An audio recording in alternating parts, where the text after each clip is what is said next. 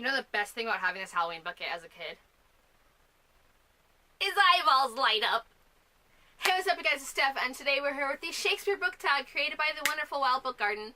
And she tagged me in her creation video, or at least down in the description of it. So thank you very much. I'm really excited to get down to this. Let's get down to business to defeat the Huns.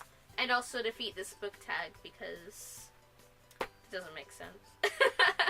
This book tag has a series of 11 questions centering around Shakespeare and his works, hence why I have a skull with me.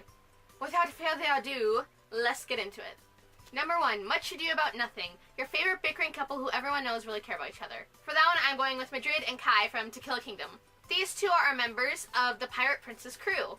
And I don't really want to give too much away, but they are really, they're so cute together. I love them so much. I love them more than who you're supposed to be really shipping and it's starting to really go with, but I love these two. They might be my favorite characters, even though they don't get the most, uptime. They're really some of my favorites. They have really good backstories, too. I really appreciate this book and these characters. Yeah, I ship those two really hard, and they're always kind of jabbing at each other and bickering back and forth, but you can tell they care about each other. You can tell. Number 2, Measure for Measure, a book whose plot or genre is kind of hard to explain. I think for this one, I'm going to say Supervillain High by Gerhard Gerke. This one, it's about superheroes and supervillains, but it's not. There's nothing really super happening in it. It's a lot more to do with technology and sci-fi technology and jumping between worlds, and there's rules and how things work. I guess it would be considered sci-fi, but the whole plot tagline is Supervillain High. I mean, I don't know. It was fun, but it's kind of hard to place somewhere specifically. Number 3, A Midsummer's Night Dream, your favorite book featuring fairies or elves. Now, I haven't really read any fantasy with that aspect of the world in it recently. And the first thing that comes to mind, shockingly not Harry Potter, is, I believe, Fablehaven. I think that's the series I'm thinking of. I know it's not Inkheart, even though that's one that's coming to mind too. Did Inkheart have fairies? I don't think so. I'm thinking of Fablehaven. I hope again the series, cause I can picture vividly the forest and this world I've never it was described so well in the books. I always have this picturesque memory of it. It's I love that series. I want to reread it again, but I'm gonna say Fablehaven because I think that has fairies in it, and I just haven't really read anything with fairies and elves recently. Number 4, Hamlet, an underutilized female character. And for that one, I'm gonna go with the princess from Reign of the Fallen. The princess in this book, whose name I can't quite think of. That's how little she was used. She was mentioned around a bit, but she's never really properly used. Valora is her name. I got it now. So Valora is an inventor. Unfortunately, she's an inventor at a time where change is not really allowed. Things stay exactly the same as they've been for centuries, and nothing moves forward. We're just kind of stuck in this bubble. And she is brilliant. She's created flying things? She's created all kinds of technology that can help her people if she could just be allowed to use it. She is a good friend to our main character who goes through some stuff in most of this book. She is a good friend to her. She is looking out for her. I really wish we could get a separate story just about Laura because I loved her character. I really wish she had been used and talked about more. Number 5, the Sonnets. Choose your favorite poem. And for this one, I'm going to go with either Annabel Lee by Edgar Allan Poe or The Road Less Traveled by Robert Frost. Those two are two of my absolute favorites. Honestly, anything by Edgar Allan Poe, really. The Raven and Annabel Lee, but Annabel Lee wins by a slight margin because I enjoyed that one so much more.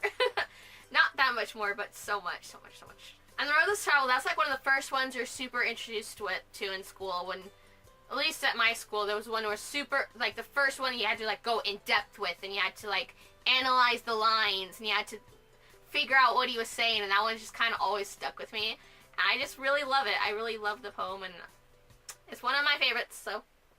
Richard 3. A protagonist willing to do anything to get what they want. I would reserve that title for Lyra in the beginning of To Kill a Kingdom. In the beginning, oh man, that cold-hearted bitch. I mean, I don't know if you could really even call her a protagonist. Well, she's the protagonist of her own story, but kind of an antagonist to many, many, many, many others. As a murderous siren, it tends to happen. So, Antony and Cleopatra, this one I'm going to have to read from, so forgive me for not looking at you as I say words. Your favorite trope / buzzword / historical figure / whatever, for which you still haven't found the perfect book. And for that one, I'm going to say I want to read more about Eliza Hamilton, and though Alex and Eliza was very cute, and the sequel, Love and War, is coming out this month, and I want it really, really bad. This was very cheesy. I love the cheese, but it was very cheesy. I want me an Eliza Hamilton book about her struggles. I want her read a book about her establishing the founding orphanage in New York City. How she actually interviewed the soldiers. Like, can you see the Hamilton trash, like, just, like, kind of spewing out of me as I say this? I want more Eliza Hamilton content. She established the first founding orphanage in New York City, damn it. I want more recognition. I want to read more books about her. I want to learn more about Eliza Hamilton. Number 8, Titus Andronicus, a lesser-known book by a popular author, or one you want more people to read? Now, I couldn't really think of one by a popular author that isn't really out there, but one I do want more people to read is Symptoms of Being Human by Jeff Garvin. This book is about a gender-fluid character named Riley, and what happened to the back of my book? There's black marks all over it. This book really blew me away. I first found it on, like, an Epic Reads thing. It was kind of like, oh, here's this book, here's what it's about, okay, moving on. Didn't really get into that much detail about it. And so I picked it up. I thought it was really interesting. I'd never heard of a book written about a gender-fluid character before. And it was something I was really, really interested in reading more about, because you don't really see that in young adult or anywhere. So I did pick it up, and I absolutely loved this book. And if you're looking for more LGBTQ plus books for your library, I would really recommend this book. It's one of my favorite LGBTQ plus books, so check it out. Number 9, King something, I can't pronounce it. A complex female villain or antihero. At first, I really wasn't sure what I should choose for this one. But then I kind of thought about it. I'm looking at my shelves as I'm picking out books for this tag. And I come up with Aza from Turtles All the Way Down by John Green. The main antagonist in this book is honestly Aza herself and her anxieties and her spirals of thoughts that keep happening and her mental illness. And that was something that really, it's hard to understand these things. It's hard to figure out how you can stop them. It's something that, just looking at this book, is like, that's really complex. I feel that. I've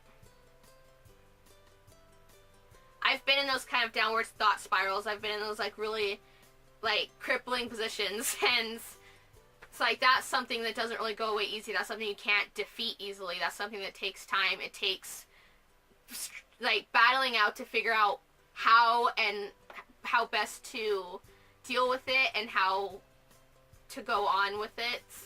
And so, I'm not explaining this well at all, but I think Aza from Turtles All the Way Down. The Taming of the Shrew. Choose 2 polarizing books. One that you loved, and one that you hated. That's all for this question. I refuse to go into more detail about you. I've already spent time with you, and I can't anymore. I just can't. You are a beautiful child, and how dare you make me cry in the best ways. They deserved better. Number 11, give me your hands if we be friends. Time to tag some people.